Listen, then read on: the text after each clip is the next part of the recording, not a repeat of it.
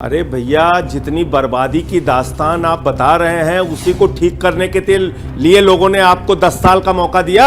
2 बार चुन के क्यों भेजा सुधांशु जी? आपको इतना बड़ा बहुमत क्यों दिया इस देश की जनता ने? इसीलिए दिया कि जो पहले 93 में था, जो 67 में था, जो 66 में था, जो 72 में था, जितना साल आपको याद है वही स्थिति आप बनाने के लिए फिर आए हैं क्या इस देश में, कि उसको ठीक करने के लिए आए थे आप?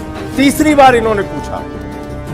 इंडिया गठबंधन की बैठक हुई, पटना में हुई, बेंगलोर में हुई, कभी मणिपुर पे बात हुई, कभी मणिपुर पे कोई वक्तव्य जारी हुआ। पूरे देश के लिए वो वक्तव्य आपके सामने मैं पढ़ के सुना रहा हूं। हम मणिपुर को तबाह करने वाली मानवीय त्रासदी पर अपनी गंभीर चिंता व्यक्त करते हैं। प्रधानमंत्री की खामोशी चौंकाने वाली और अभूतपूर्व है।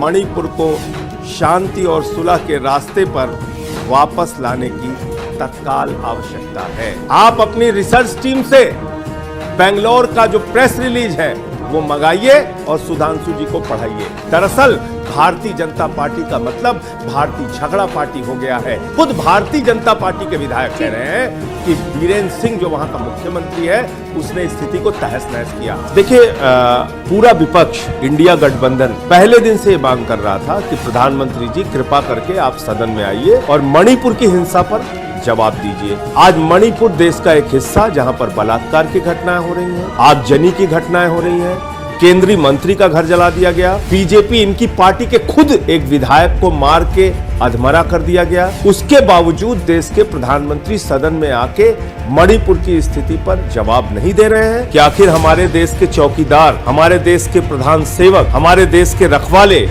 देश के प्रधानमंत्री कितने संवेदनशील हैं कि उनको 78 दिन लग जाता है अपनी वेदना प्रकट करने में। 4 मई से जो हिंसा शुरू हुई उसमें 78 दिन लग गए उनको अपनी वेदना प्रकट करने में। एक्शन क्या लिए होंगे, क्या किए होंगे तो भगवान जानता है। पूरे दुनिया भर की सैर करने की फुर्सत उनको है और भारत के प्रधानमंत्री 78 दिन के बाद बोलेंगे और पूरा विपक्ष लोकतंत्र के सबसे बड़े मंदिर में ये कह रहा है कि प्रधानमंत्री जी आइए और इस पर कुछ बोलिए। आप बोलने के लिए तैयार नहीं, भाग रहे हैं।